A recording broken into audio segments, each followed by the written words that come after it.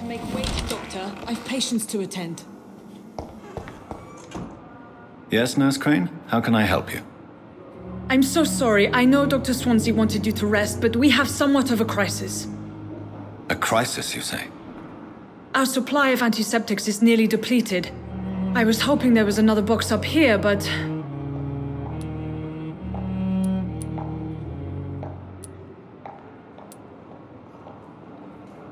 Sorry.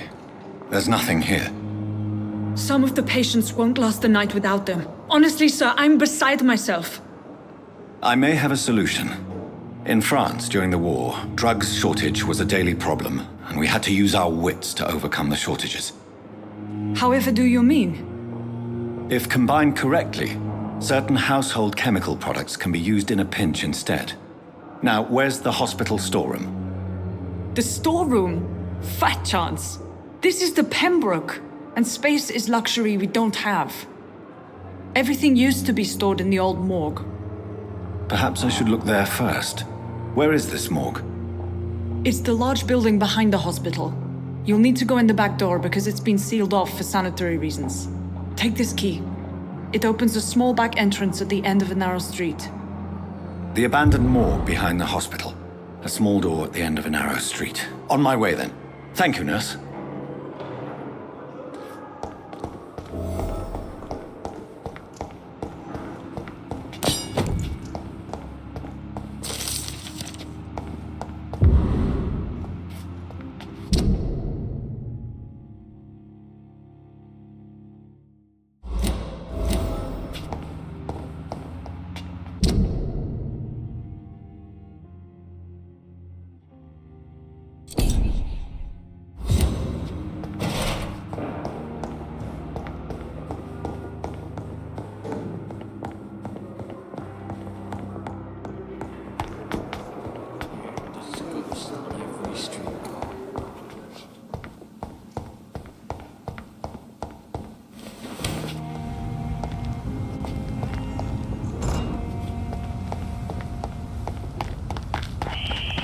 Scowl voices in the garden.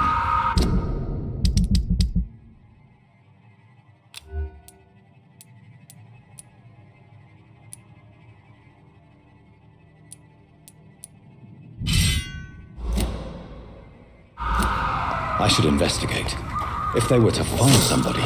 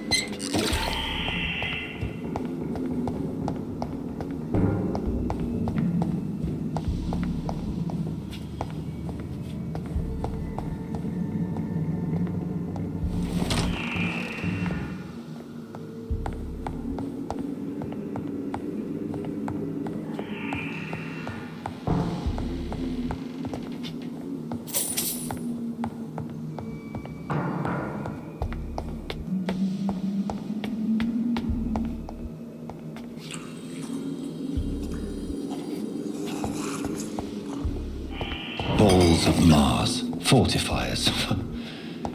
As popular as they are ineffective. But they do contain iron tartrate, and that might prove itself useful.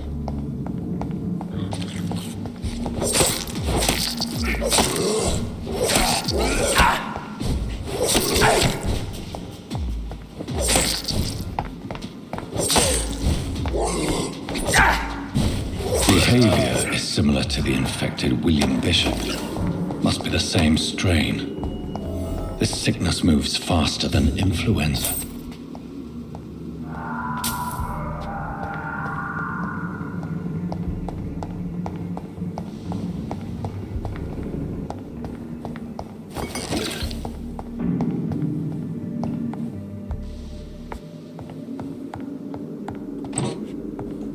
This key will surely grant me access to the basement.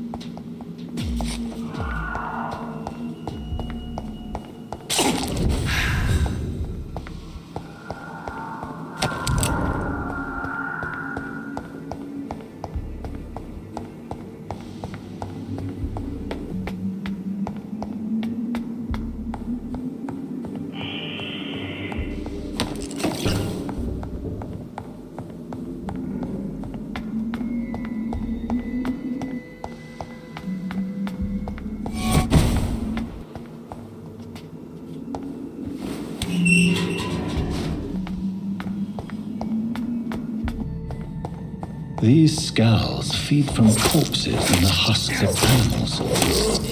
They're not after blood.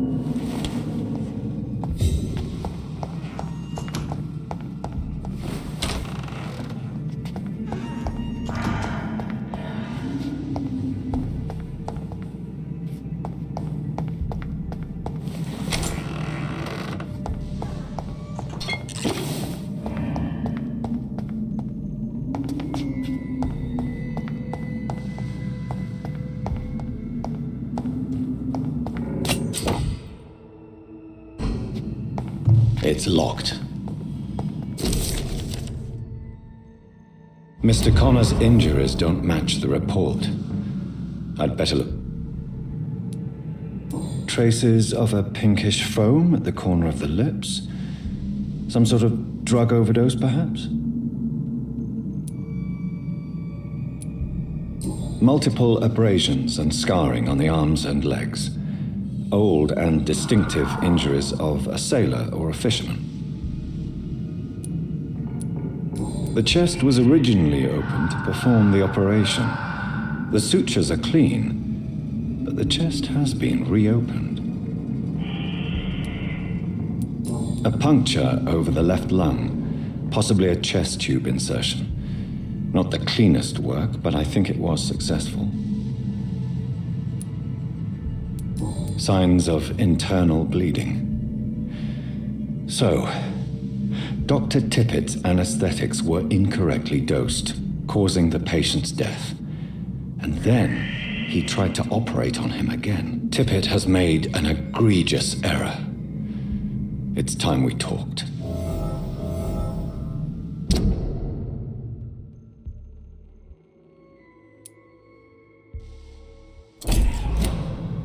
Tippett has made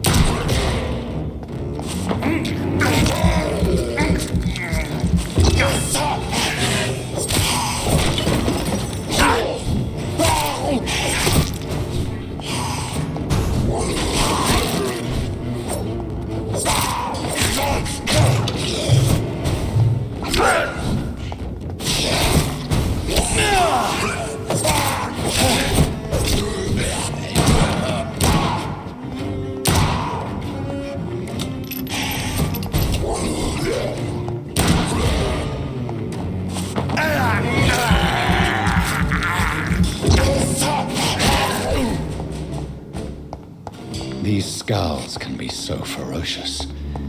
I'm not sure I can defeat them without becoming stronger. To drink blood is so tempting.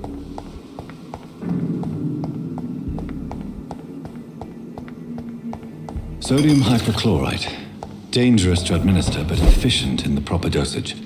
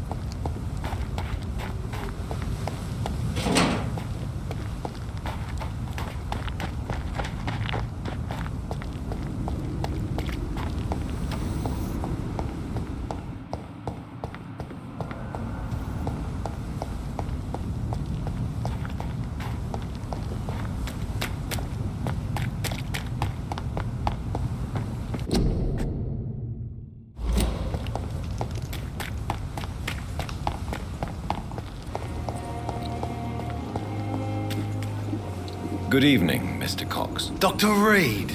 Still working at night, I see. I like that. And why is that? People who don't sleep at night always seem more alive to me. More interesting, one way or another.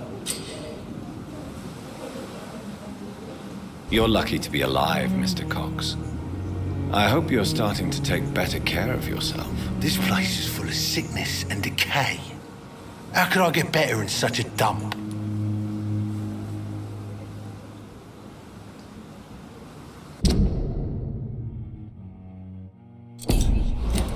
Consider yourself lucky that I'm treating all of my patients equally.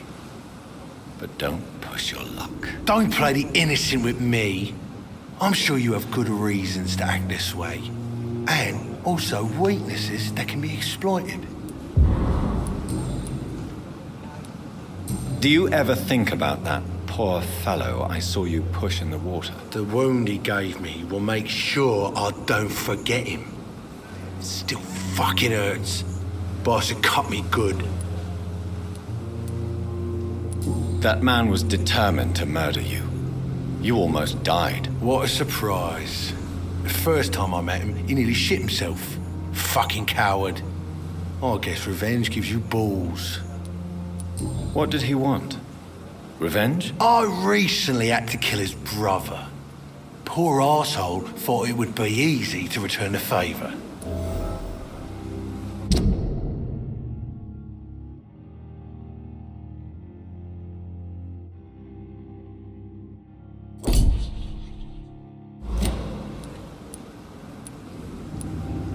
Only the strongest survive, then? Survival at all costs. Is that all you think about? I'm the toughest bastard you'll ever meet, Dr. Reed. And I don't give a fuck what you think of me.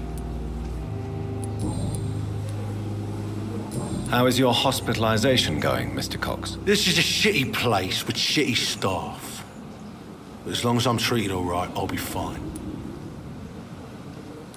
What's wrong with the Pembroke staff? That bastard you sent to bring me here, Milton, I thought he was going to break all my bones before I reached my bed. I see. Any other smart comments? The nurses aren't too ugly. Especially that foxy one, Nurse Crane. Pretty brunette, tough attitude, all like that. What's wrong with the hospital? Come on, Dr. Reed. The place is a dump. Smelly, sad, and dirty. But you're alive thanks to the efforts and dedication of the staff here, aren't you? What are you expecting, a medal? I thought that saving lives was just part of the job. Must be an unsatisfactory profession at this time, I'm sure.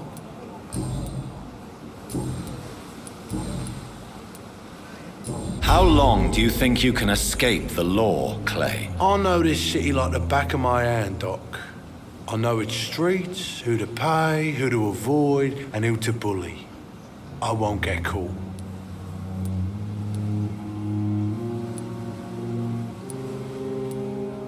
We can't escape the consequences of our actions. The past catches up with us in the end. I ain't afraid of death. I don't hide who I am. I live my life honestly, which is more than I could say for most folks. And who are you, then? I'm the leader of the Wet Boot Boys. One day, I'll leave this shitty place and punch in the face all who thought I would not come back.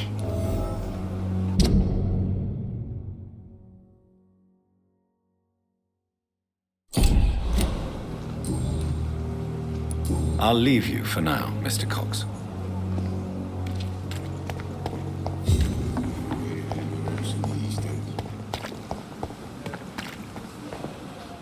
Good evening, sir. I'm Dr. Jonathan Reed. I'm new here. I've already heard about you, Dr. Reed. I'm Milton Hooks, the ambulance driver for this shithole of a hospital. That's quite a blunt introduction, Mr. Hooks. You can call me Milton. I like to speak my mind, Dr. Reed. Perk of the job. Don't judge me, and I won't judge you. I'm not sure I understand what you're talking about. Well, I'm no doctor, but I'm pretty sure a gun can't be used as a surgical instrument. You have a keen eye. I learned to shoot during the war, and have carried one ever since. Old habits die hard. No need to explain, Dr. Reed. And if you ever need a better gun, remember, I may have something for you. Are you really smuggling weapons through the hospital? And why not? I've already been attacked by patients, you know. And by gang members willing to steal my money. But you're not defending yourself. You're selling guns to civilians. You keep people alive your own way, Doctor. I offer them another way to protect their health. How is the situation around here? You want to hear the situation is all right? It's fucking awful. We lack everything, and it's getting worse every day. So what do you do exactly in this hospital? Apart from smuggling guns, I mean. I've been an ambulance driver since... too long, I guess. I bring sick people here night and day. It's a dirty job, but I get it done. Most of the time. Since you're on the front line, how is the sanitary situation in this vicinity? It's a complete disaster. It's even getting dangerous to enter some streets or buildings. Even the locals attack you. It sounds like things have been a bit rough recently. What's happened? Yesterday I got attacked by the patient I was bringing here. I escaped from the hospital's garden, but I lost my wallet when I was running. You left an infected patient outside the hospital? That's incredibly dangerous. Go there yourself if you want, but be careful, Doctor. I'd rather not bring your dead body back.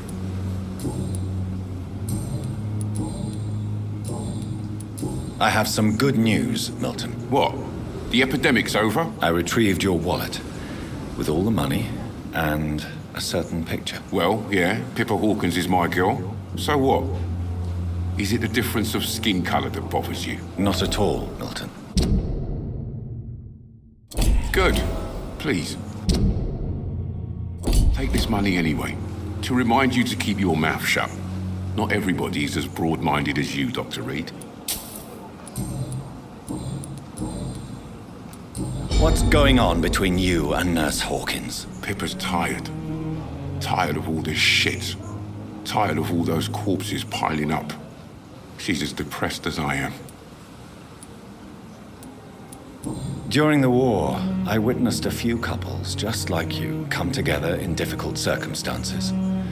It can be very damaging. Maybe you're right. But we support each other. And that's all that matters. You do realize you could both get fired. Hospital staff are not meant to have intimate relationships with one another. Come on, Dr. Reed. Do you know how many rules are broken in this hospital every day just to keep it running? There's nothing wrong with what we're doing. Goodbye, Milton.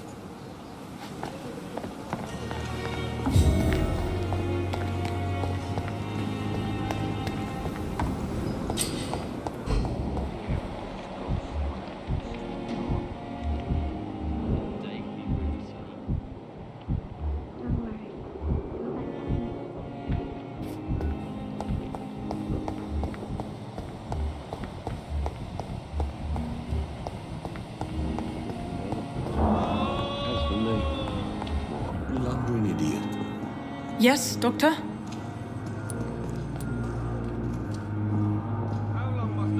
Exactly how bad is the supply situation here at Pembroke? It really depends. Dr. Swansea deftly works his society contacts for monies, but with the quarantine, well, we're in God's hands.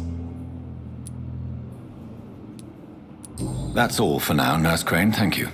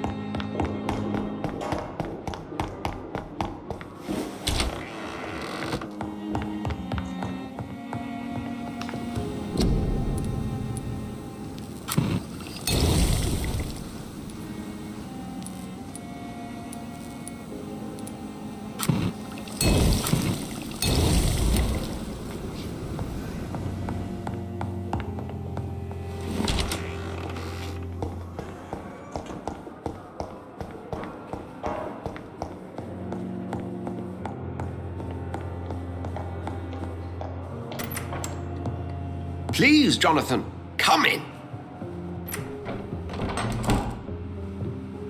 Fascinating, is it not? In the last decade, so many mysteries have been brought to light with our microscopes. The human body, biology's penultimate frontier. The more we explore its boundaries, the less we're able to trace a clear line between life and death. You, my friend, have a foot in both countries. The view must be vertiginous. It's at least as vertiginous as chatting about vampires with you, I would say.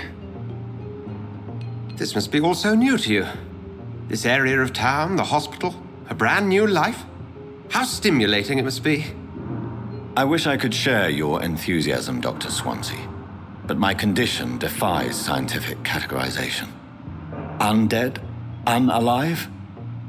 Immortality defies logic. I cannot express my thrill at this serendipitous turn of events. The world's most eminent specialist in blood transfusions, a vampire. One might say a gift from heaven.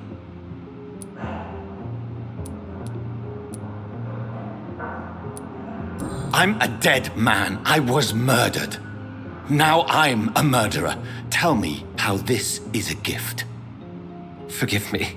I've been an admirer of your work for a long time, and now you are so much more than a brilliant physician. And please, call me Edgar.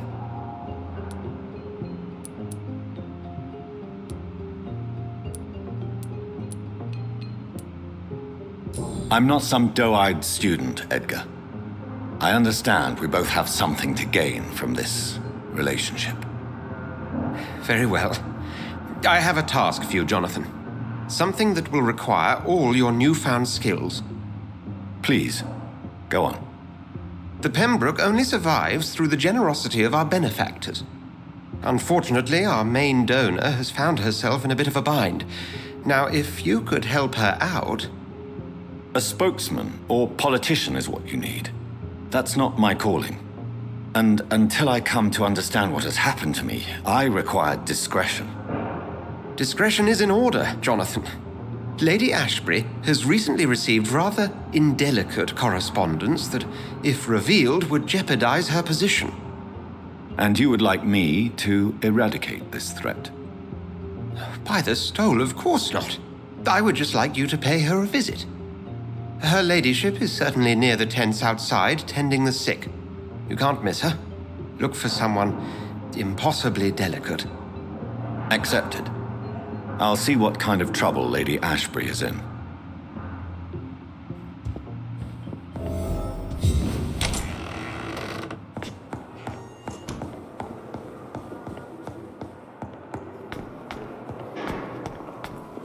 I wish I could be sick again. Feel my blood boil with the fever.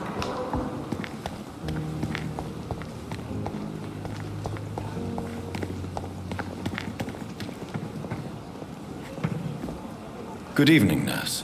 I'm Dr. Jonathan Reed, the new surgeon here at the Pembroke. Dr. Swansea has already told us about you, sir. I'm Nurse Gwyneth Brannigan. Welcome to the Pembroke Hospital. Did he really? It's a good thing I wasn't hoping to keep a low profile. All members of staff have already read about your new blood transfusion technique. Dr. Swansea made sure of that. I see. Well, I'm a little surprised, but I suppose I'll just have to deal with this unexpected notoriety. You must know, blood transfusions are Dr. Swansea's primary subject of research. He is convinced it is the future. How are things here? Not good, to say the least. We're struggling against an invisible enemy, more lethal than any bullet from a gun. It's hard, Doctor. An invisible enemy? Quite a poetic term for a disease, especially from a nurse. Sorry, Doctor. These last few weeks have been exhausting. We could all do with a good night's sleep. Do you think this hospital can survive the epidemic? We are all volunteers here, and we're trying to hold fast, but how do we beat an invisible killer? Some nurses have already resigned. I'm not familiar with all the staff yet. Perhaps you could help me. Brilliant professionals, most of them. Dr. Swansea has a gift for recruiting talent. Most of them. Is there a problem I should know about, nurse? It would be inappropriate for me to speak ill of a colleague. Is there anyone that stands out? Well, I have never met someone as dedicated as Dr. Tippett. He should be a standard for us all here. If only he were younger. Why should his age be a problem? I guess it's fair to say he's always pushing himself to the limits. He just doesn't know when to stop and get some rest. Nurse Brannigan. If you do know something, please tell me. Anything you say will be held in confidence. No. I may disagree with some conduct, but in the end, everybody is doing their best.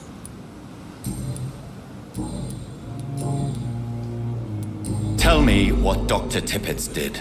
I know his mistake caused a patient's death. If I had not covered up his error, Dr. Tippett would have been fired from this hospital. I could not let that happen. You can't allow your emotions to dictate your conduct concerning patients, Nurse Brannigan. Look around you, Dr. Reed.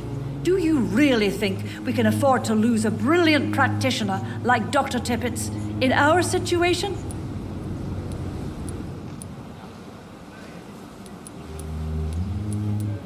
Perhaps you did it with the best intentions, Nurse Brannigan, but you took a great risk. Must I remind you that a man died? You mean you've never made a mistake? Never covered your tracks? Come on, Doctor. I wasn't born yesterday.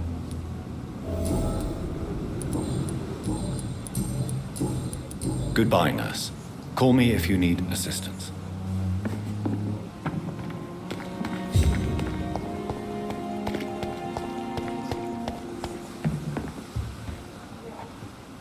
The flu took my dear wife, Emily.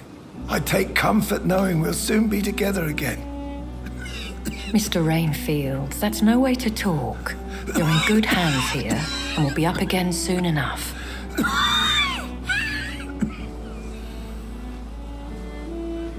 Now do me a kindness and get some sleep. I'll be back round later.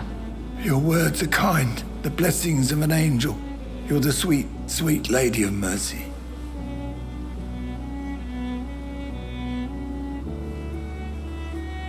Good evening, Dr. Reed. It's a pleasure to see you again. You seem surprised. Dr. Swansea has brought me up to speed concerning your recent appointment to Pembroke Hospital. You're a the lady who saved me that night, before vanishing into thin air. I remember you from the pub with Dr. Swansea. Indeed. Allow me to introduce myself formally this time. My name is Lady Ashbury. I remember you well, in spite of the brevity of our encounter.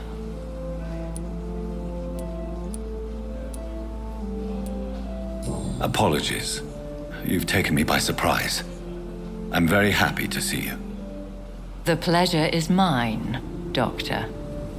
I hope you're more disposed to answer my questions now.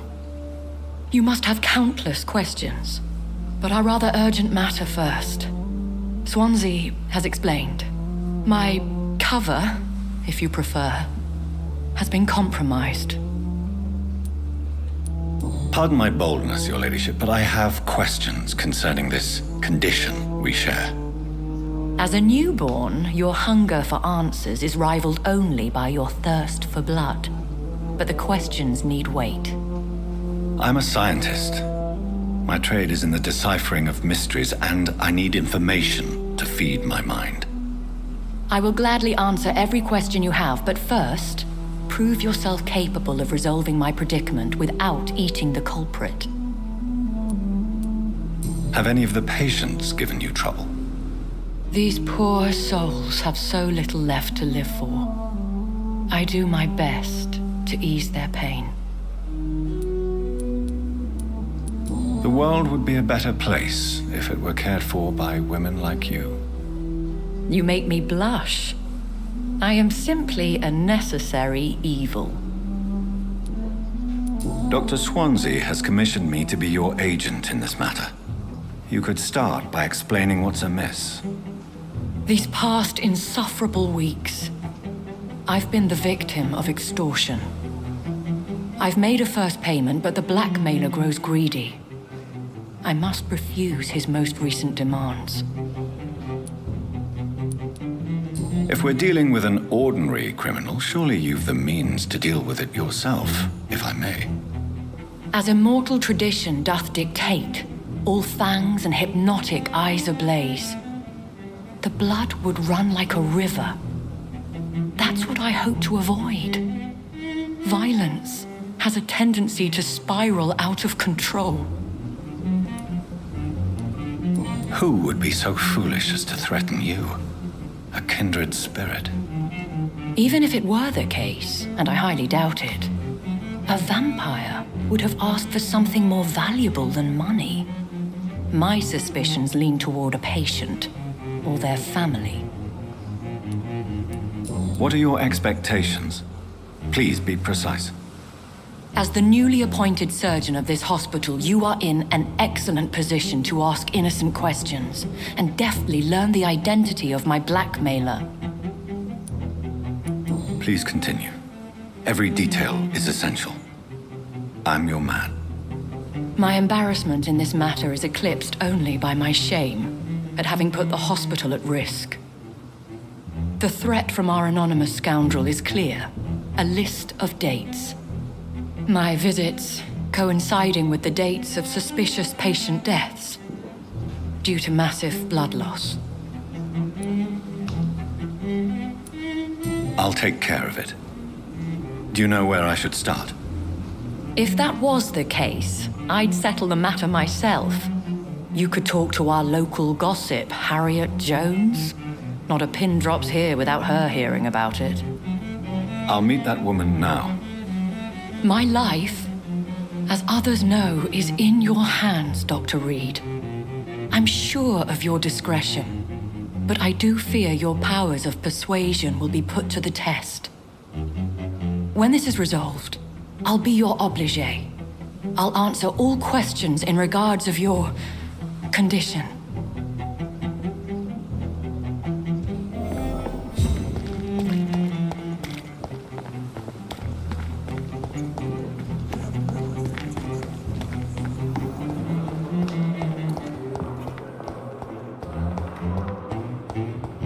Simpletons, these nurses.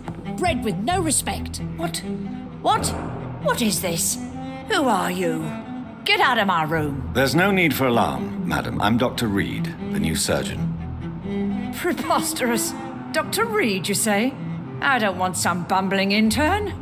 Where's Dr. Swansea? Please, calm down, madam. I assure you that I am highly qualified. I'm just back from war duty. How brave. Threatening an old defenseless woman. You know how long I've been a patient here? You've picked the wrong fight. I'm Harriet Jones. Harriet Jones? Indeed. I've been meaning to have a chat with you. You know what goes on here better than any other patient, I gather. Oh, better than any patient, nurse or doctor. I've seen so many vile undertakings. I heard there have been some despicable goings-on. Was there a case of blackmail? Blackmail? Wait. You're investigating something. This isn't a social call. One of those incompetent cunts slit a poor sod's vein. You seem to know more about the goings-on here than anyone else. Beware, Miss Jones, in case suspicion should fall on you. That's it. Blame the old and infirm. I see those little bitches' greedy little eyes. Just waiting for me to pop off, they are.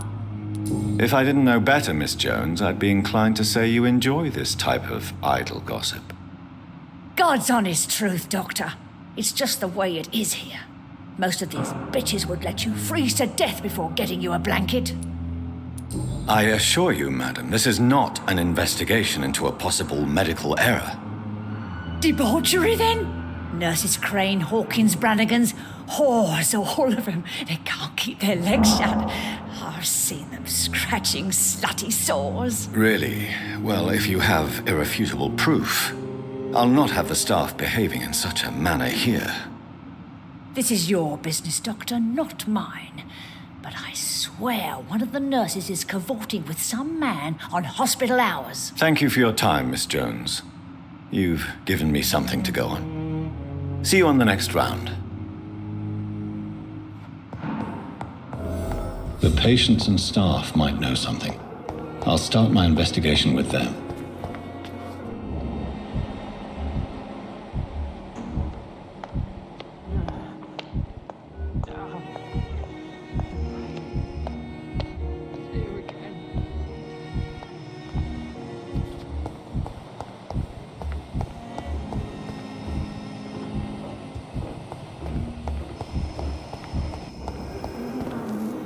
Good evening, nurse. Good evening, Doctor. I don't think we've been introduced yet. My name is Pippa Hawkins. And I'm Dr. Jonathan Reed. Dr. Swansea has recently offered me a position in this hospital. Well, it's a euphemism that your help will be appreciated, Doctor. How would you describe the situation at the Pembroke Hospital? It's serious. The flu is wreaking havoc amongst the staff and patients. We are running out of everything. Nurse Hawkins, the Spanish flu won't last forever. Even the Black Plague didn't kill everyone. I wish I could believe you. But what if this epidemic was worse? What if in the end, nobody was spared? You must get a hold of yourself, nurse. Sorry, I'm exhausted. No one has any idea when this epidemic will be over. How long have you been a nurse? Well, long enough to see that the epidemic is winning. And no matter how qualified you are, don't tell me you'll change that.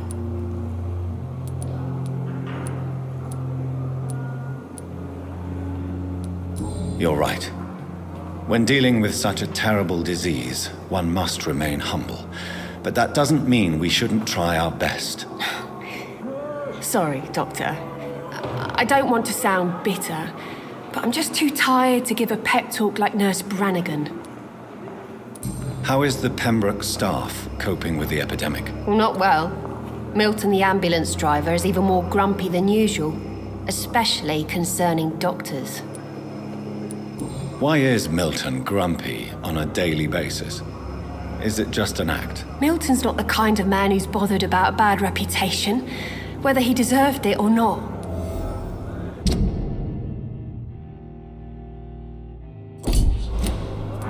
Why does Milton dislike doctors? Well, I don't know. Just ask him.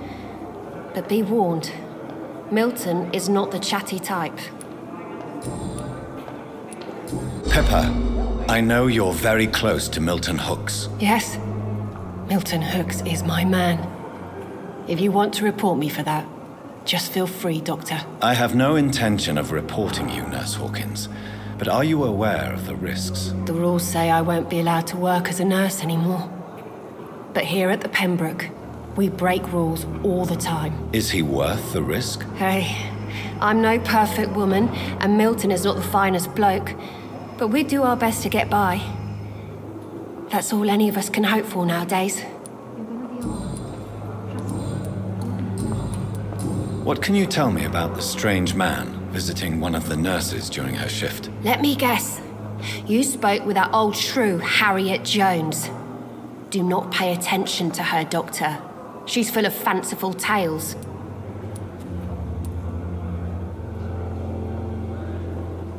She could have been telling the truth about the mysterious man. That old witch will end up in hell soon enough.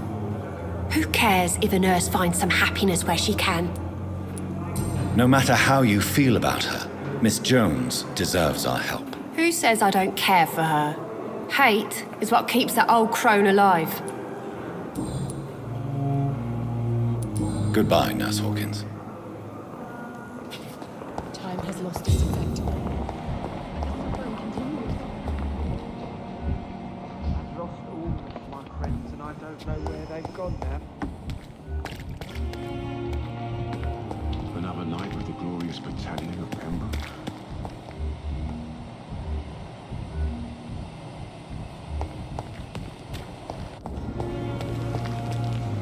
Good evening, Nurse Brannigan. Good evening, Doctor.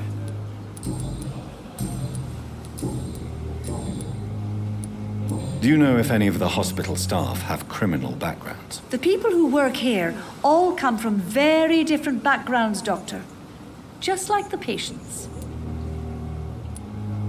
Have you seen a strange man visiting any of the nurses here? I've never heard of such a thing, Doctor.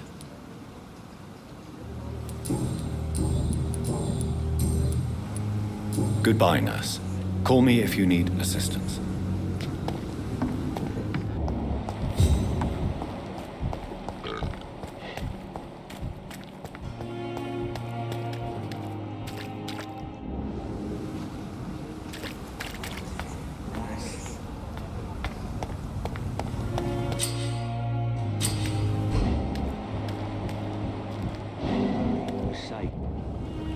You're sure you don't come back with me?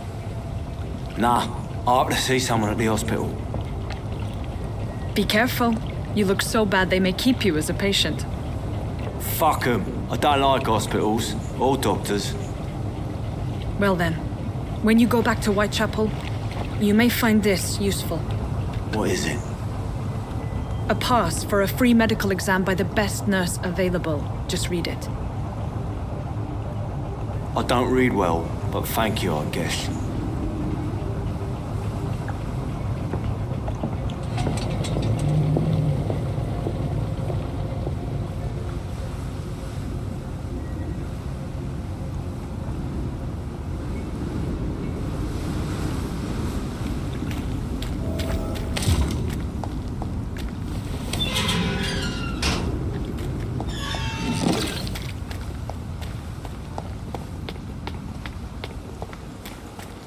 Really pissed me off this time.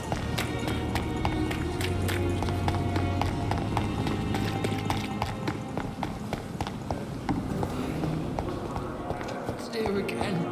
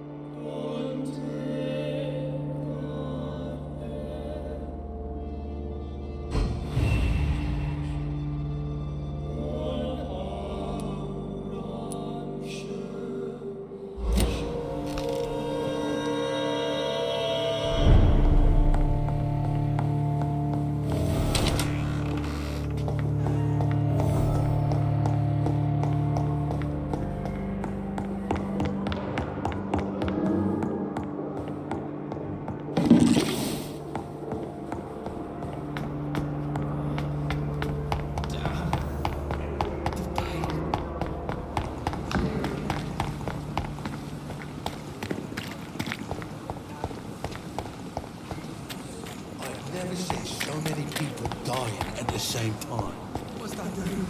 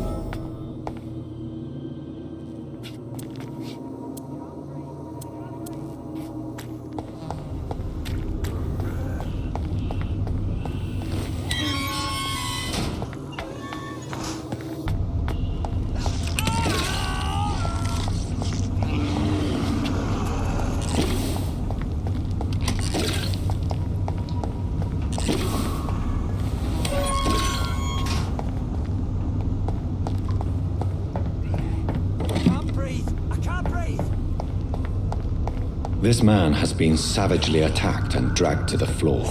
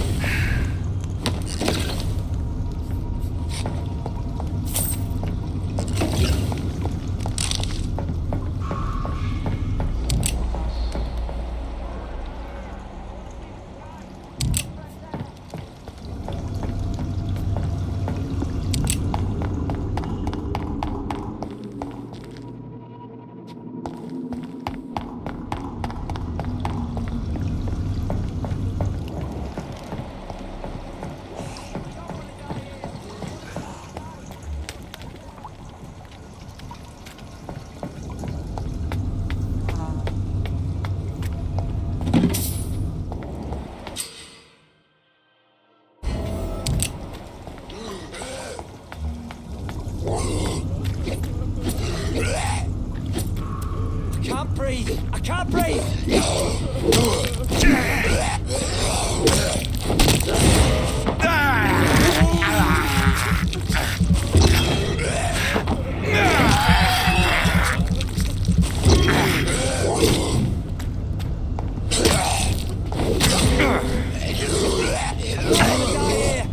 See the sky! Feel the fresh air!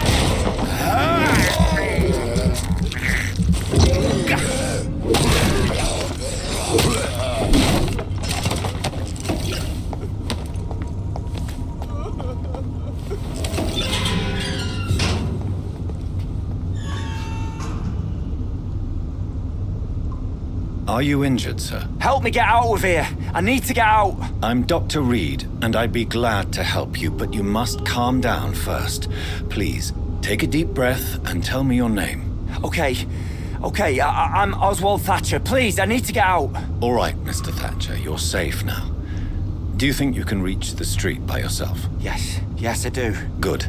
Now leave this place and enjoy the cool night air. It's quite invigorating. I'm sure you'll feel better if you do.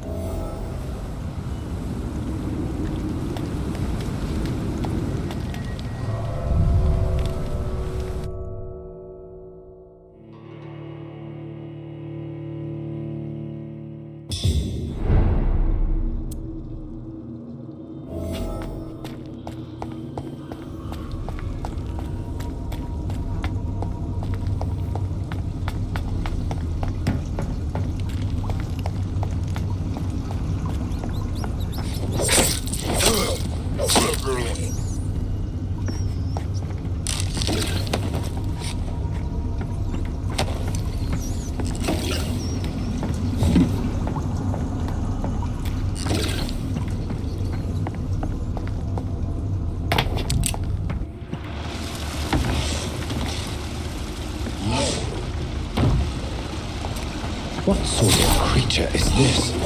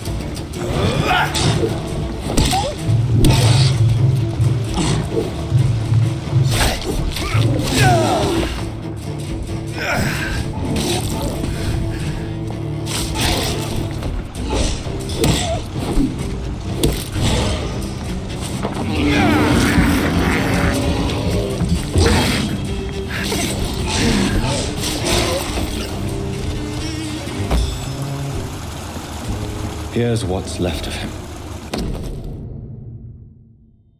Some voucher for a free checkup in Whitechapel.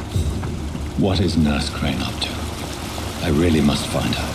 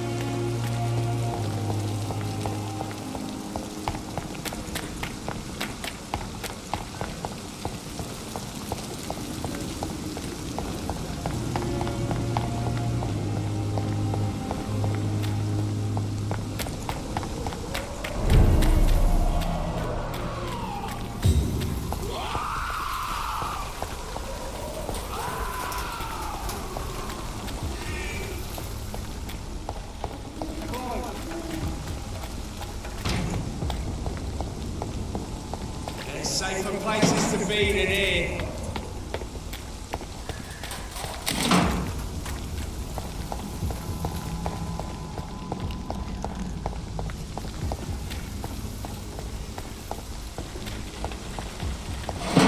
There's more and more of these bloody leeches every night. God, the more and more every year. This is no place for a gentleman. Oi, yo, stop there! Turn around, sir. It's one of them! He's mine!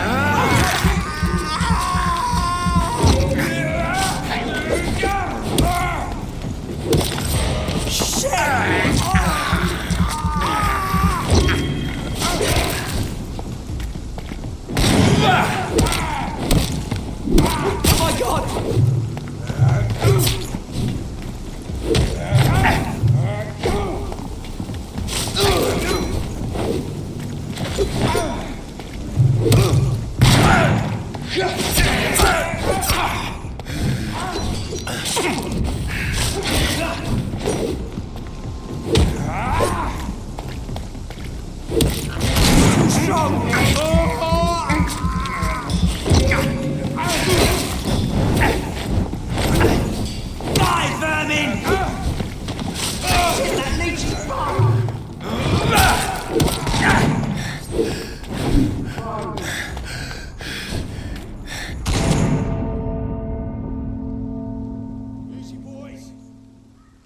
Check every roof.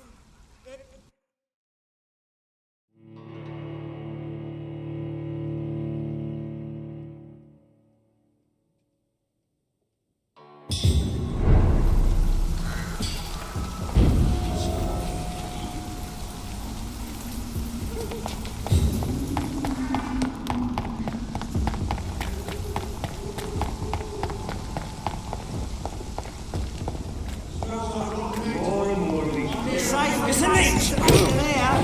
A leech! A leech!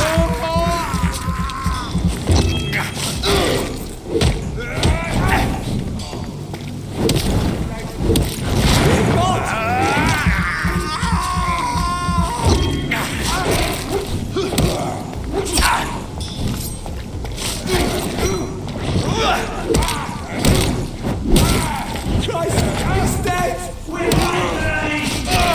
Oh my God!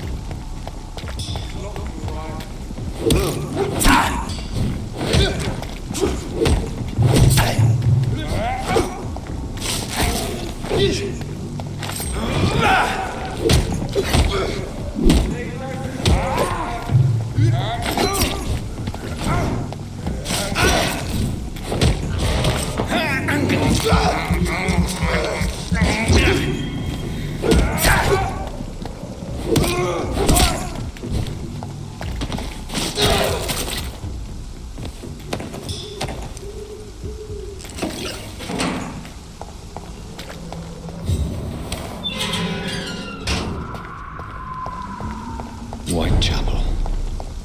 This neighborhood is linked somehow to the kind Lady Ashbury's blackmail. First, let's find this Petrescu fella. Fuck you all! Fuck it all! Stop it now, Albert, stop it! The wet boots will be proud of me.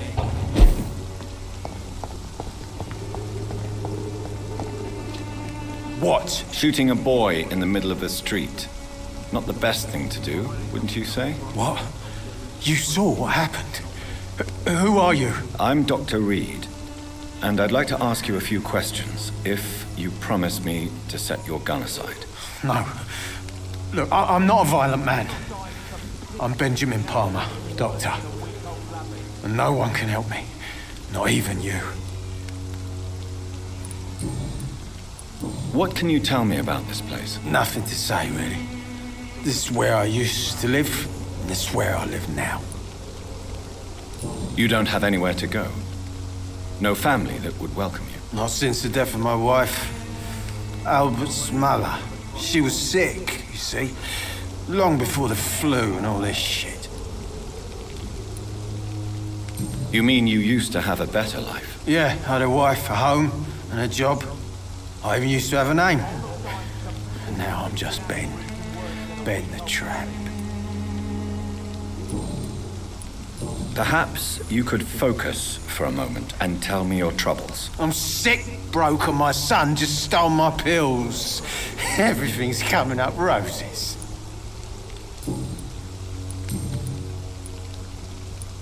Whatever the boy did, I'm sure he didn't deserve a public execution. I swear I didn't want to hit him. It's just that I'm sick in the head, you see, and the boy just frayed me last nerve.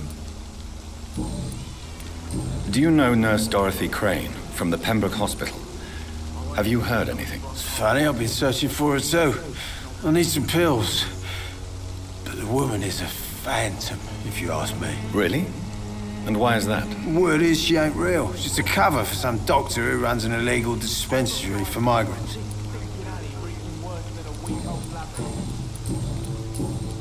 A gun, alcohol, and a bad temper make a terrible cocktail, sir.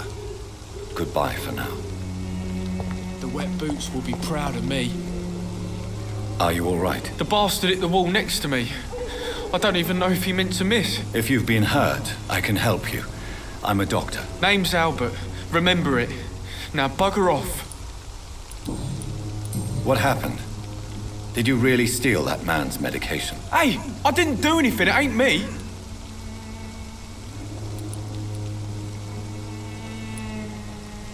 Yes, you did. And it was cowardly and inexcusable. Sod off, mister. You ain't got no clue what's going on here. Bastard was a soldier in the war, so now he's got the right to shoot me. It's true. I'm not familiar with this part of town. Perhaps you could help me. I said sod off. Go find yourself another guide. Do you know Nurse Dorothy Crane from the Pembroke Hospital? If you know anything about her, I'd appreciate it. Never heard of her. She's pretty, I'll keep an eye out. Goodbye, young man. The wet boots will be proud of me.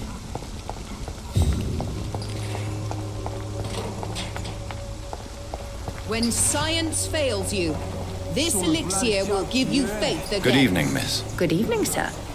Are you interested in a miraculous cure for this unknown and deadly epidemic? Actually, I am. Then you have come to the right place. The famous Swanborough cordial is all you need to help keep you in perfect health. Oh, really?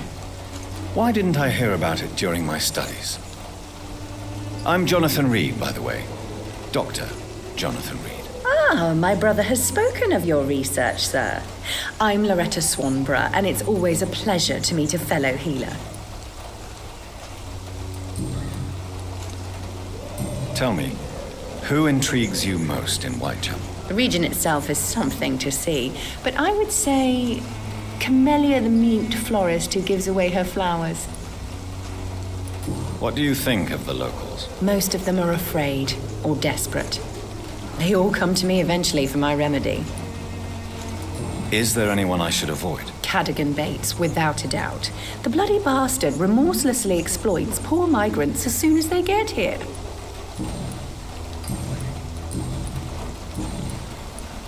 Do you know Nurse Dorothy Crane from the Pembroke Hospital? I'd like to know more about her. I don't like to talk about competition. Competition, you say? Never met her, but it seems she provides some sort of medical care to the poor. The whole thing has to be some sort of scam, if you ask me. Goodbye, Miss Swanborough. Perhaps we'll talk again.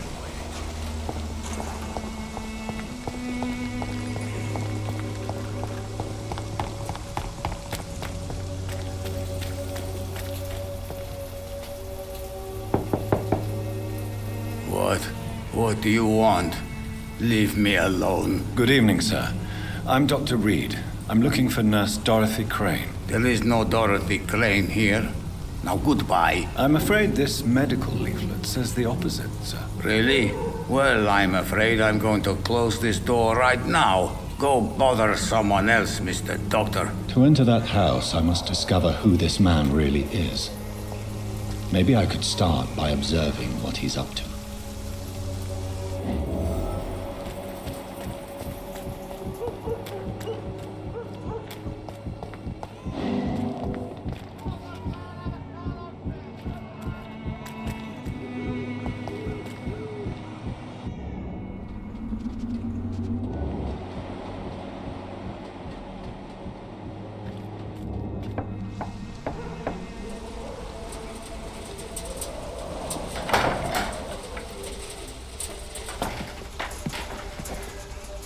A strange man was at the door with a pass for our medical facility. I refused him entry. Darius, how could you know he didn't need our help? His clothes were too finely tailored to be from Whitechapel. Perhaps just a friend of that stray poet who is always about. Richard Nithercott? No, not of the same cloth, this man. I suspect some machination from that journalist. Clayton Darby. Is he still asking questions? Yes. I saw him drifting around St. Mary's Church. I swear he is tracking me just downwind.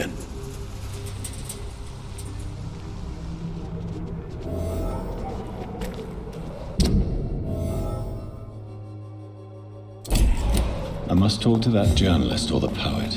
They must know about Darius. Nearby the church they just mentioned. Come on, take a look. Don't be afraid. Welcome, sir. Please, take a browse of my wares. I am Dr. Reed. I would like to ask you a few questions, if you don't mind. Doctor? Interesting. I'm Barrett Lewis. Usually I don't have time to waste with talk, but at this hour of the night I can hardly refuse. How is business around here? Business? I have no business. Between this racket, theft, and customers getting scared, I'm losing money every day. I see. Sounds like you blame someone in particular for your situation. It's no secret Joe Peterson spends his time harassing merchants. But with me, he's trying to put me out of business once and for all. As a merchant, you see Whitechapel every day. Have you noticed anything out of the ordinary recently? What you mean besides the epidemic, the war, and all the usual crap? As long as I can remember, this part of town has been a bottomless pit, and no sign of the bottom yet. Violence is increasing in the borough. Yeah. A few nights ago, some blokes jumped me. Came out of one of the condemned workshops. Fever, madness, something like that. Where did this happen? Why did you go there? In the closed workshops nearby. I worked there as an apprentice in better days. Now I only go to find trinkets or tools. Too bad I was mugged, though. There was good money in that little box of loot I lost. Have you been hurt? No, but that's only because I ran like hell. Those men were raving lunatics, I tell you. Not even able to speak anymore, just screaming.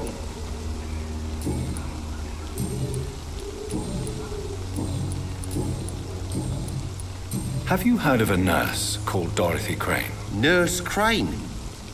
So the bitch really is a nurse, then? Always thought she was just some crafty foreigner, that one.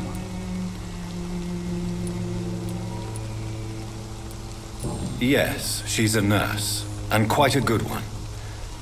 What did she do to gain such notoriety? Dorothy Crane ain't even a real name. Something like Dorothea Craniu.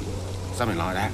Came to England fleeing the war, I was told. That doesn't explain why she irritates you so much. Your precious Nurse Crane gives away medical supplies and prescriptions for free. I offered to sell it for a fair cut, but no. Miss Crane wanted to play the quiet saint.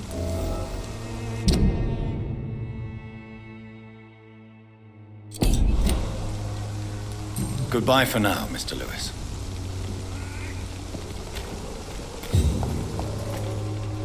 Excuse me, sir. I have a few questions for you. Another journalist? I didn't answer the first one, so piss off! I'm not a journalist, I'm a doctor. A doctor, you say? It's quite a rare breed in this part of town. Really? But still, here I am. Dr. Jonathan Reed, at your service. I'm Joe Peterson to some, but Colossus Joe to most. And I don't remember asking for your service, sir. According to you, physicians are scarce in this part of town. Why is that? Not familiar with this neighborhood, are you? I guess your fancy colleagues are too afraid of being stabbed in the back. This part of town does have quite a reputation. Would you say it's justified? Totally. Look at me, for instance. I always look my opponent in the eye before knocking him out. May I ask what you do around here? I do whatever I want, and sometimes even more. Now sod off. How did you become the local bully everyone is afraid of, Joe? There's no pride in roughing up poor bastards.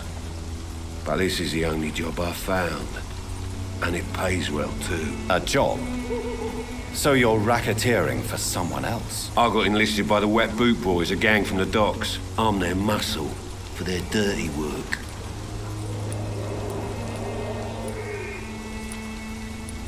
Most people don't become thugs when unemployed. This is a choice you made. I don't care what you think, sir. I do what I have to do for my own reasons, and that's that. I'm not sure Mr. Lewis would agree with your by all means necessary philosophy, sir. Oh, do you really think he's the poor victim here? Barrett can be as sneaky as anyone. Long ago, I even called the bastard my best friend.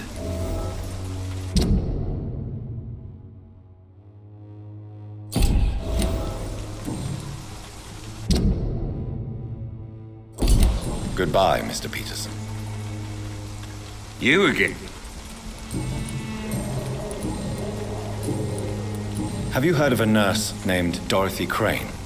She's a colleague of mine, and is supposed to live around here. Dorothy Crane? Yeah, I know her. One of the few good souls who dare to help the sick around here. Could you please tell me more about her? She's a nice girl. Tries to help the migrants. I offered to give her a hand, but she said my reputation would attract too much attention. Goodbye, Mr. Peterson.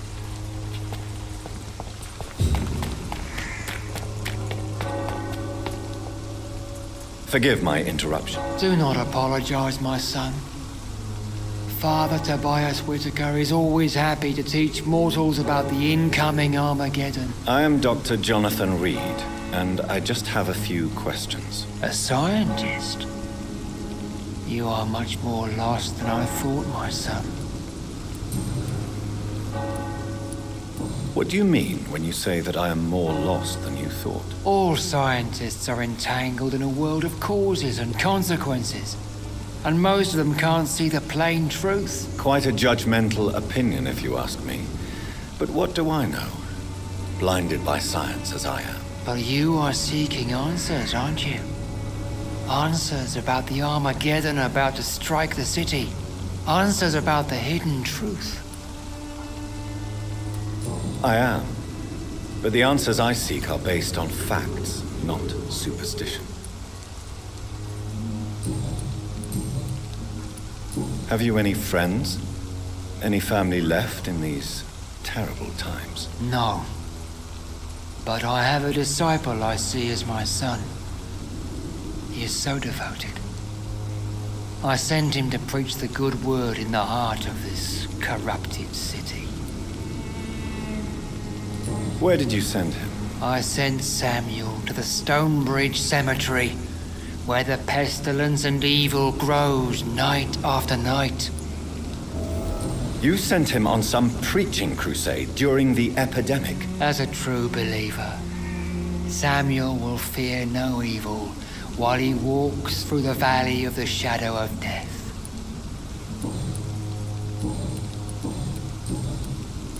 Do you know Nurse Dorothy Crane from the Pembroke Hospital?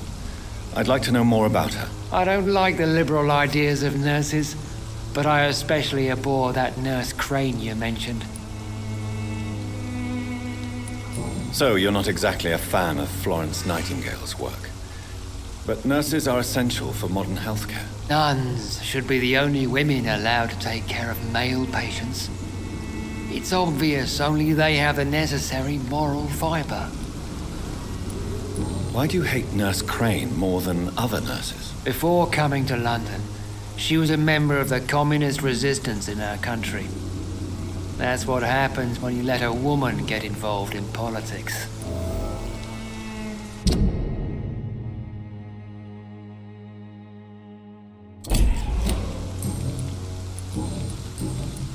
I have heard enough for tonight. Goodbye.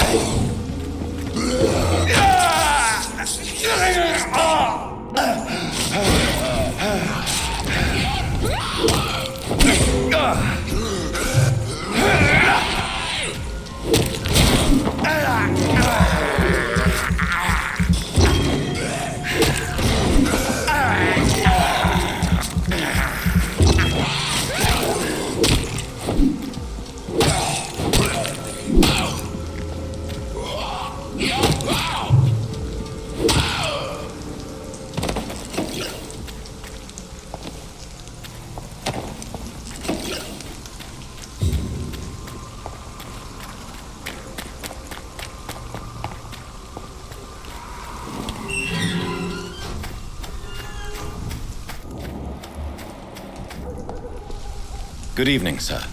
I'm Dr. Reed. I would like to ask you a few questions. Please be my guest.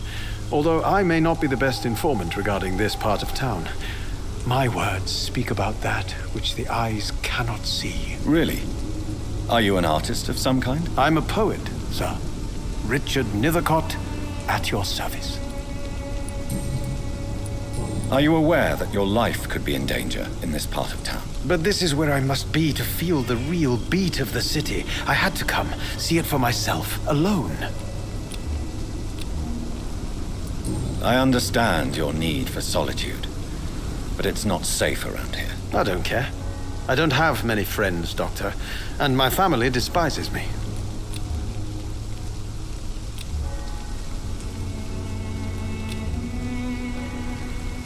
If some misfortune came upon you, who would be here to help you? Well, you for a start, my dear Doctor.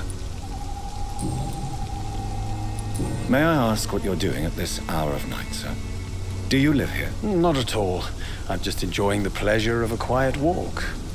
Though night talks are always preferable, if you ask me. Especially with strangers. But are you not afraid of the epidemic? Oh, why should I? I see some equity in the Spanish flu.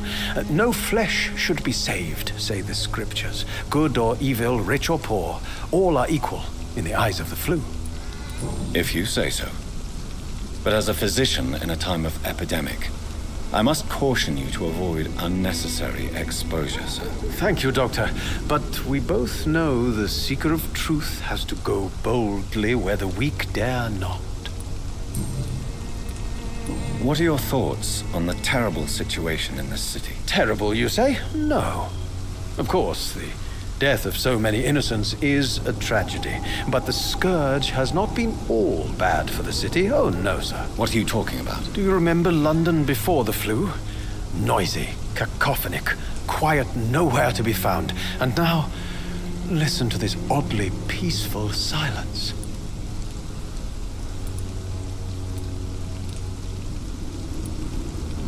Yes. The enjoyable silence of the grave. You have a unique perspective on the situation, I must admit. Most people fail to understand my perspective. I don't blame them. But how could I call myself a poet if I veiled my feelings?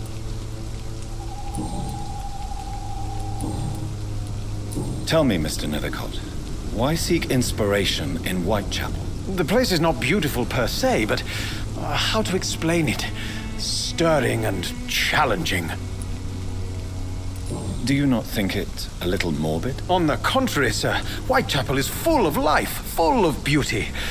Just like my dear muse, the wonderful Camellia. What can you tell me about Camellia? Not much. And that's the beauty of it. She can't speak, you know. She's a locked mystery who exhales kindness and sweetness.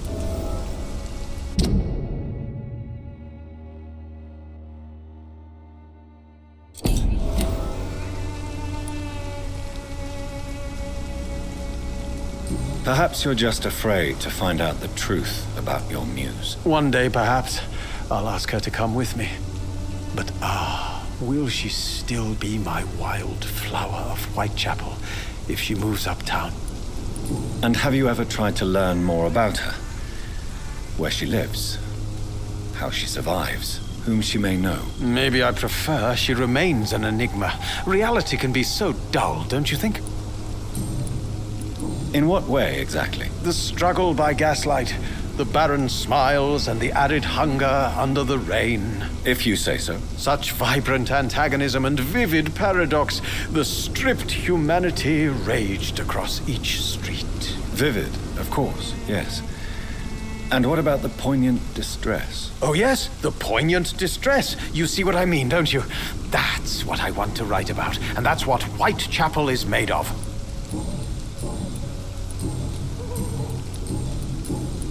May I ask you a few questions about the district? Extraordinary part of town, is it not? I'll be glad to help you, if I can. I'm looking for Dorothy Crane, a nurse who lives in this vicinity. Dorothy Crane. Oh, I love the name. The Crane of Whitechapel. Sounds very mysterious. But, sorry, no, never heard of her. What can you tell me about an old man called Darius? Darius Petrescu? Yes, I know him. At first, I thought he was only a small publisher. I invited him to publish my work, but his reaction was pretty clear. Not interested in your talent? Darius is an old political activist who takes delight in printing tracts and lampoons. Those communist activities only require mediocre writing skills.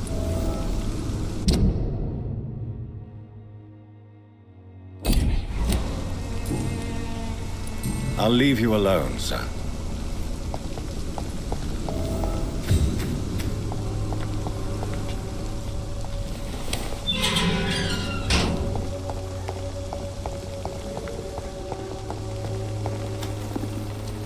Good evening, miss. I'm Dr. Reed. I'd like to ask you a few questions. I know what you're thinking. A tall stranger who meets a girl in the street at night. It reeks of the penny dreadfuls. But I mean you no harm, truly. I know you understand what I'm saying. Your silence has nothing to do with you being mute, does it? Tell me about Richard Nethercott. I understand he is quite fond of you, Camellia. Very well. Goodbye, then.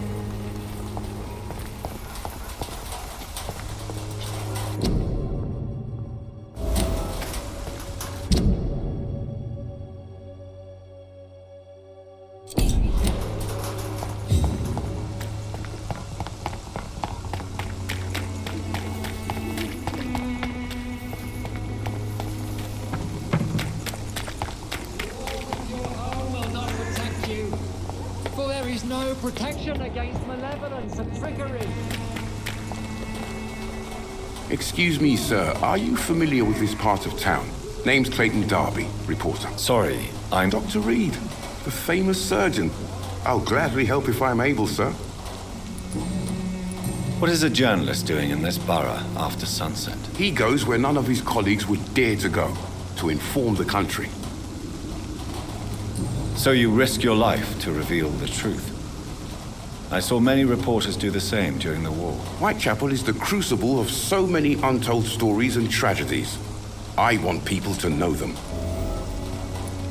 That's quite...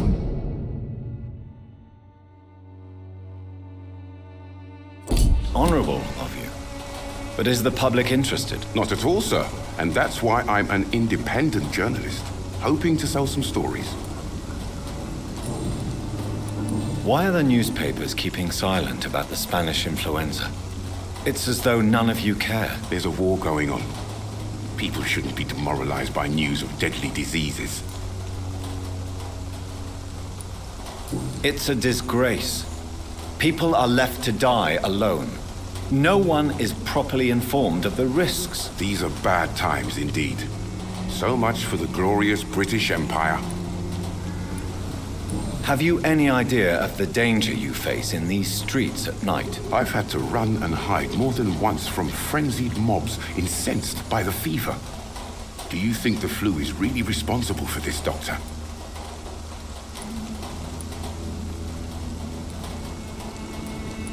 I'm convinced there is more at work here than a simple epidemic. Really? To be honest, I could say the same. Some of the sick I saw or heard of. My God, what happened to them?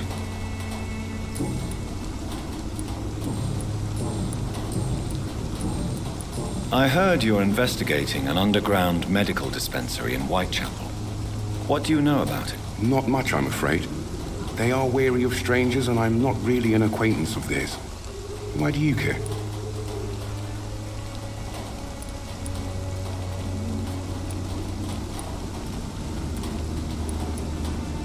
It's confidential. Speaking as a doctor, I'm sure you understand. Are you sure you're not just concerned about the repercussions that a scandal involving a certain Nurse Crane from the Pembroke Hospital would bring? Without a doubt, you are a damn fine journalist, Mr. Darby. What do you know of her accomplice, a man named Darius? I don't know much about the man. He's very cautious. Never goes out. Doesn't seem to have any friends or family. He has no relatives at all? No, except for that strange man, a poet named Richard Nithercott, who sometimes comes by. Darius would never let him in. Where can I find this Mr. Nithercott? He spends most of his time lurking around Whitechapel, talking to himself or declaring verses. These days, you can usually find him behind the church. He never goes out? No. A few days ago, he unexpectedly did. I followed him, but it was just a ruse to keep me away from his house. Really? How do you know? He went to the nearest mailbox, but just before posting his letter, he ripped it up and threw it away. Goodbye, Mr. Darby. Farewell.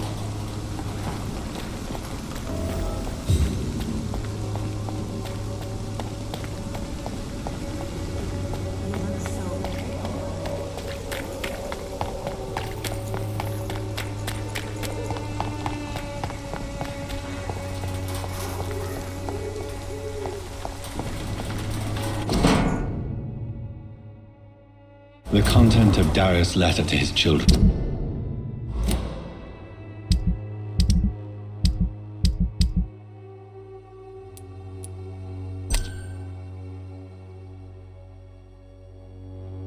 Could give me more leverage to enter. Darius is a bit less of a mystery now. It should not be that difficult to incite him to let me in.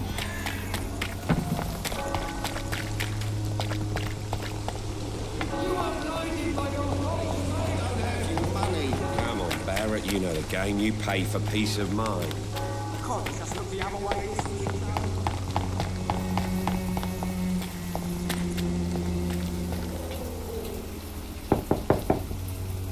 Mr. Petrescu, just 1 minute, please. You again.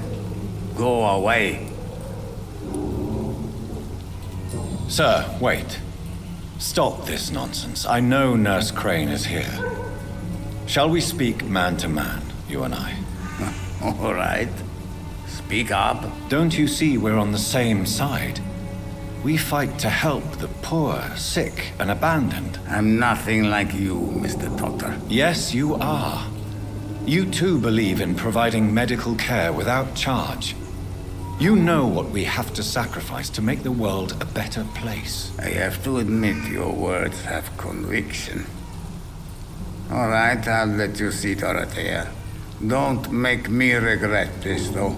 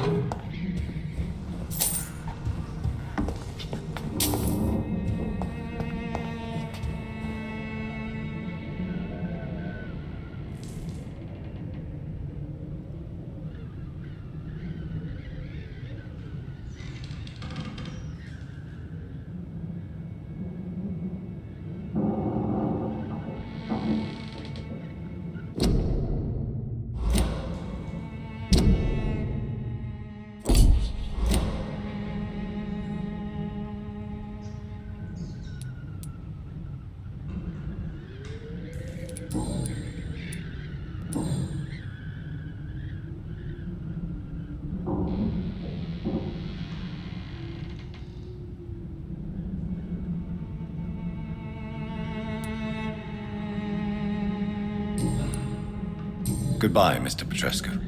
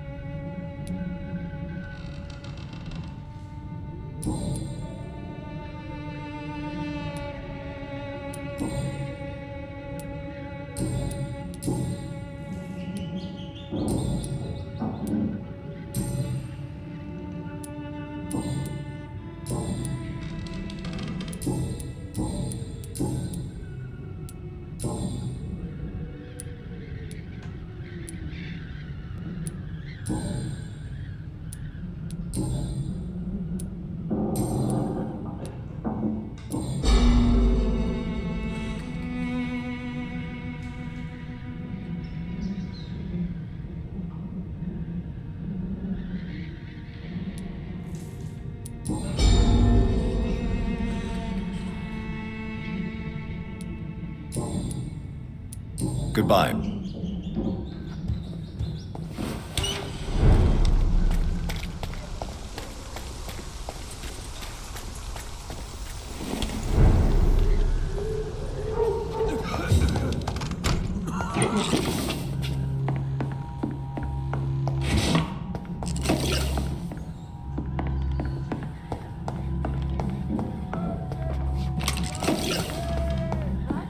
Control yourself. Calm. Calm.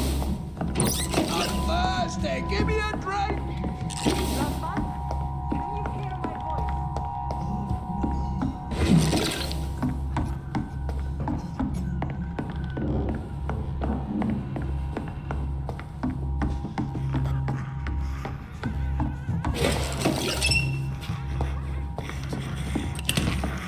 I need help! What do we have here, nurse? Patient Raz Van Vasily. High fever running on 3 days. Complaints of dizziness, muscle aches, and head pain. Diagnosed with influenza. Treatment? Aspirin and salicin for the fever and discomfort. Liquids for dehydration, but he's having trouble keeping even water down. Thank you, nurse. Anything else I should know? He did lose consciousness this morning, but he's never had convulsions like these. He's not convulsing, he's choking. He's not getting any air. Scalpel! Hand me that scalpel! What can I do, Doctor?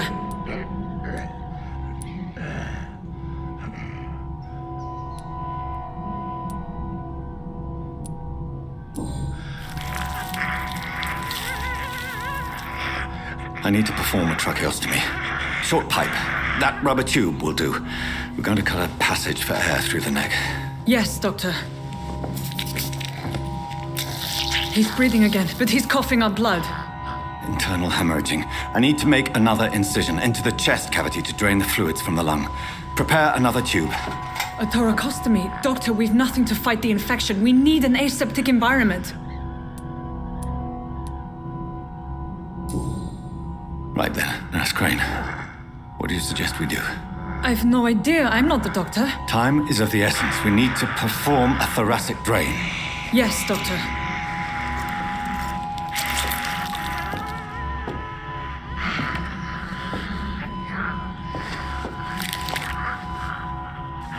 He's still bleeding, Doctor. I'm losing his pulse. The drain must have punctured the intercostal artery. There's too much blood. Are you all right, Doctor? I can't see.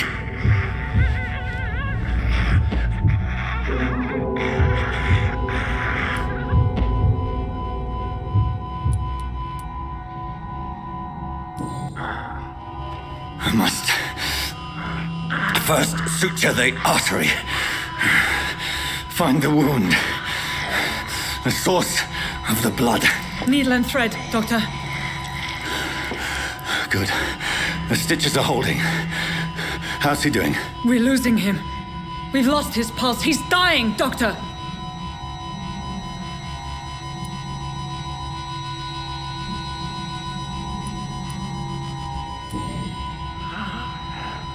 A dose of epinephrine, now. Yes, Doctor.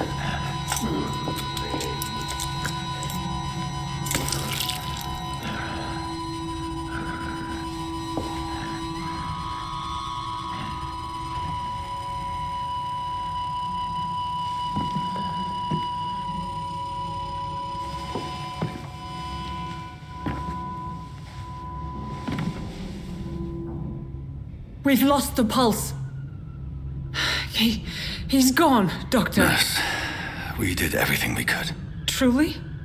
Everything you could. Is that how you'll report this in your log? Is this how the war went? Piling up one poor corpse beside the next? This was not an influenza-induced seizure. I've never seen symptoms like these on the continent. Neither have I. But the previous symptoms leading up to this attack were the same, indistinguishable from the epidemic. No. There was something more vile in these reactions. Something primitive.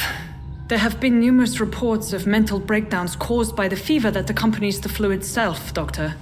Yes, but... I'd best take some samples of the blood for analysis.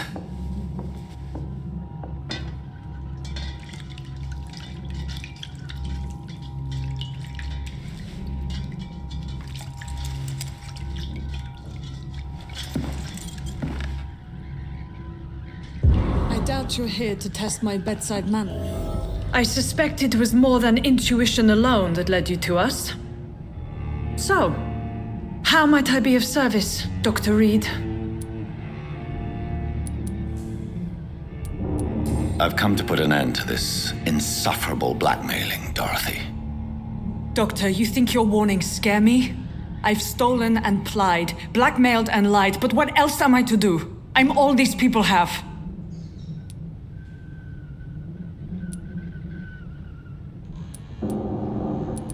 But why Lady Ashbury? Why her, of all people?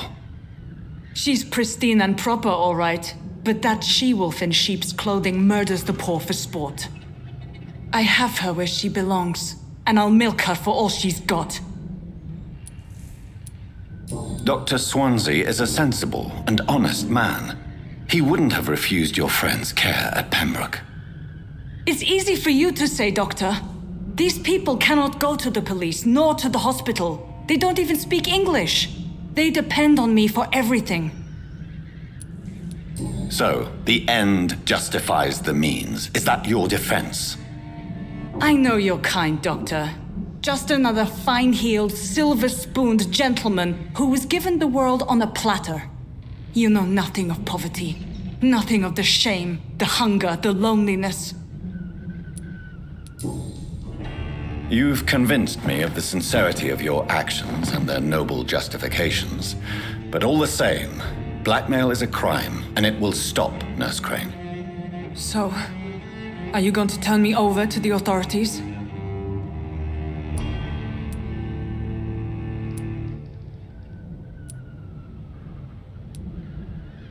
Listen very carefully, Dorothy. You will erase from your memory everything you pretend to know about Lady Ashbury and Pembroke Hospital. Let that rich bitch off the hook over my dead Nurse body. Crane, enough. Listen as if your life depended on every word. I know you've a generous heart who gives freely to those in need, but you shall walk away from the shadier streets of your business. I will never abandon... Dorothy, the discussion has come to a close. Your clandestine activities in the Resistance are over. Let it go. I'll let it go. Yes.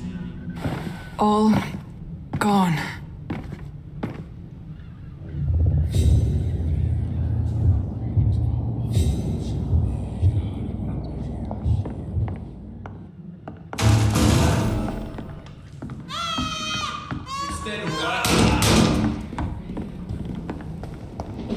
It's one.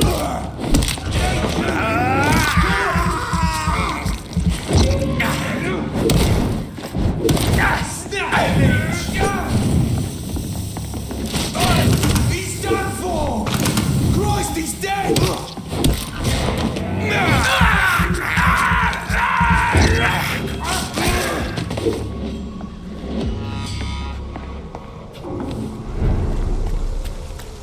Crush the... Watch out!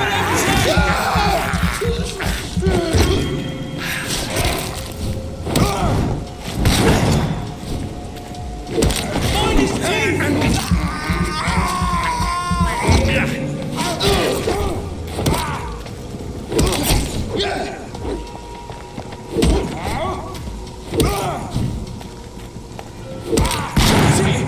It's a killer! Fuck!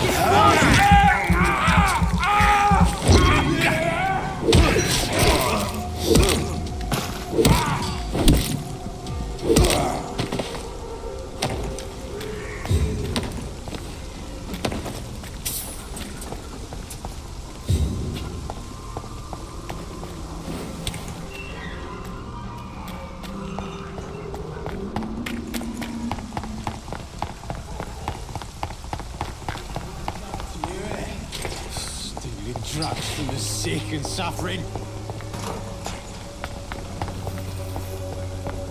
Me, I'll not die in some piss-stinking alley drinking worse.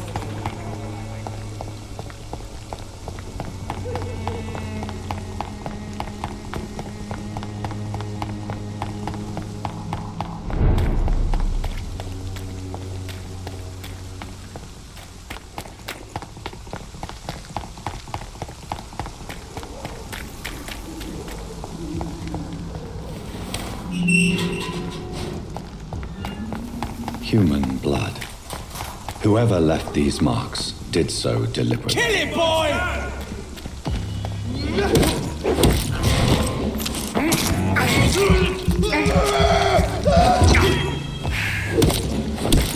Bruce the leech, boys!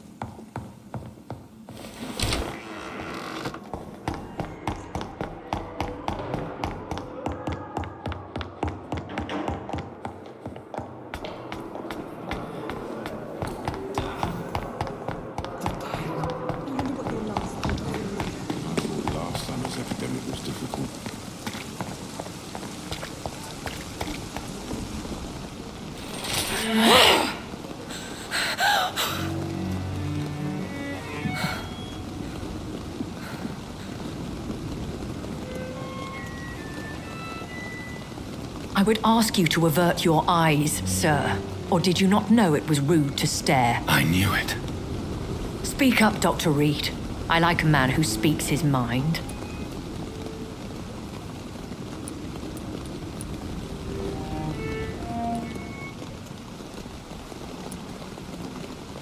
Hiding your true appetites behind a facade of compassion. Bravo. Very clever indeed. Spare me your sarcasm, Jonathan. You are but newly born in this world.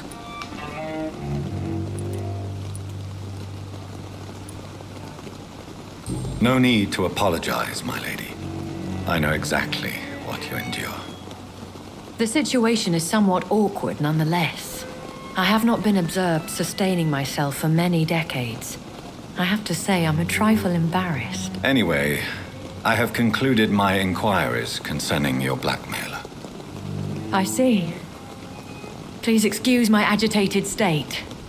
Under normal circumstances, I wouldn't let anyone see me in this condition. The case is closed, your ladyship. The person who took advantage of you has shall we say, seen the error of her ways. So who was it? My lady, the blackmailer was dealt with using the utmost discretion. The culprit's identity is of no relevance. Thank you, Jonathan.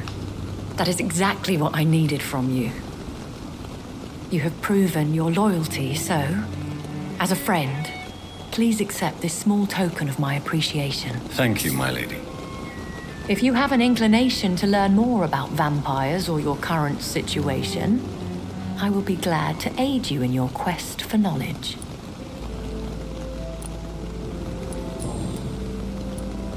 When I awoke, changed, I was chased and attacked by vampire hunters. Prepared and well-trained. Though I can't be certain, more than likely it was the once glorious Guard of Priwen. Once glorious, but still dangerous. They have seen better days, but all fanatics are dangerous. You would be wise to stay clear. They are sworn to destroy our kind. You make them sound like some sort of cult. More a society, and like all the best ones, a secret society. I thought them almost gone, but it seemed they have been recruiting. I've been away from London and England for 3 years. This isn't the city I remember. Things have gone from bad to worse here, Jonathan. I've lived in this city for a long time, and I've never seen it like this. The Spanish flu has hit London that bad. Yes, but it's not just that. I've heard things.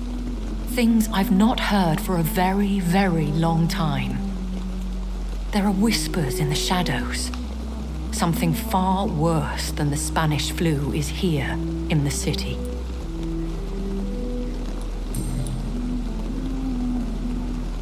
I've been away from London and England for... Things have gone... What is it you fear? Fear has long since flown this form. But there is something malevolent circling us. I feel fear is merely waiting in the wings. Are there many vampires here in London? Immortals are of a rare breed, and we often tend to hide. But you may occasionally meet some of us at night. Do you know any of them? Have you an idea of the identity of the vampire who attacked me? You mean your maker? No, Jonathan, I have no clue. But I fear he or she is as careless as cruel. To let you discover your new condition by yourself. What do you mean? Every now and then, you may discover an immortal in the deep of the night. But we are a rare and reclusive breed. Our progeny is almost never accidental. Will they all be as affable as you, my lady? I do not see why not. But remember, even the shark smiles before he bites. That sounds like a lesson from experience. Vampire politics are as intricate and sometimes tedious as a game of chess in a gentleman's club. I've learned from experience it is best to decline to play.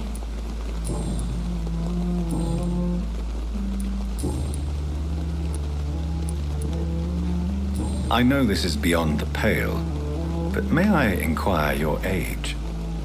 Really? And I thought you were gentlemen. If you must know, I'm 27. I've been 27 for a long time now, and 27 I shall remain. Very well, but I believe there is more to this than you are saying. A lady has to have some secrets. And who bestowed upon you this eternal youth? My maker. He left this isle a long time ago. Why did you save me in the canning factory? I could hardly stand by and watch such a promising young blood as yourself be torn to shreds by some gutter scowl. William Bishop wasn't the vampire that created me then? No, Jonathan. Whatever their strength and demeanor, Skulls are the progeny of careless vampires. It cannot be the other way round. What type of vampire is a Skull? Not a true vampire. The deformed offspring of lesser vampires. It is a shame these creatures run wild, slaves to their baser instincts. I know this is Really? Why does Dr. Swansea allow you to feed on the patients of the hospital? Dr. Swansea is a good and compassionate man. He is trying to find a solution for our hunger. Until that happens, he is clever enough to understand that I only feed upon the dying. What do you know about this Brotherhood of St. Paul's Stole? The Brotherhood is well known amongst London vampire society.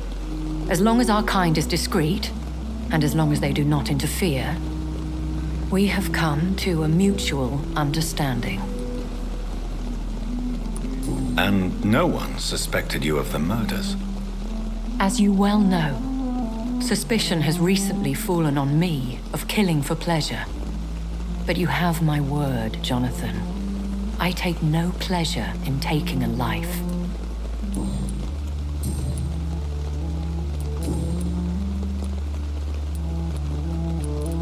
A vampire? Is that what I am? What we are? Such a crude word, defined by penny dreadfuls and drunken hacks. No. You are now an Ekon, and that you shall remain.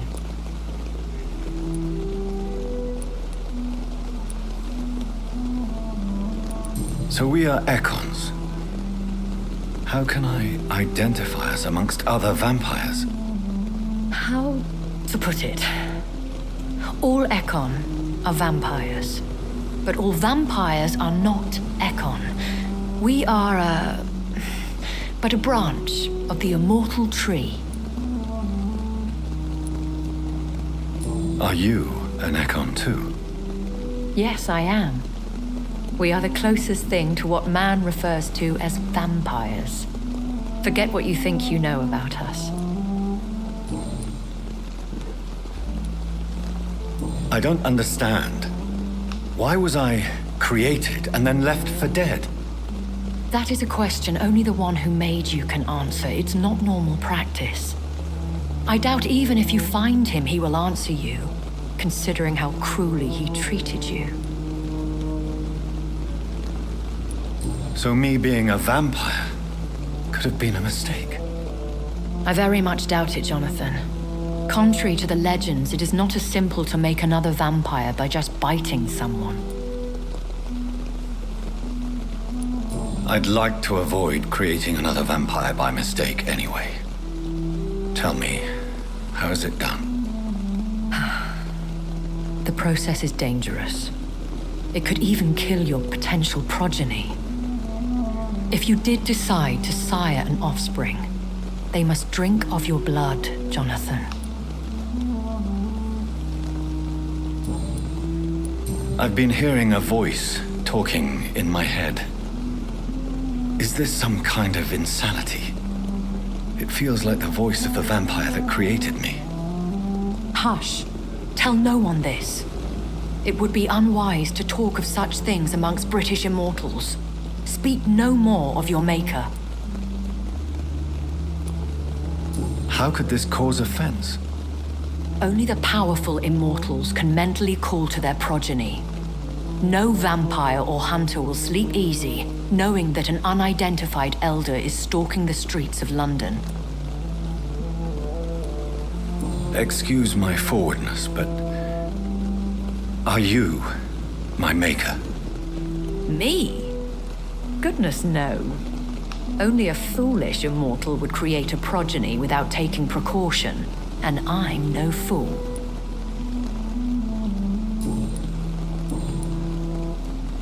I bid you farewell, for now, my lady. I must quickly analyze the blood I took from Nurse Crane's patient.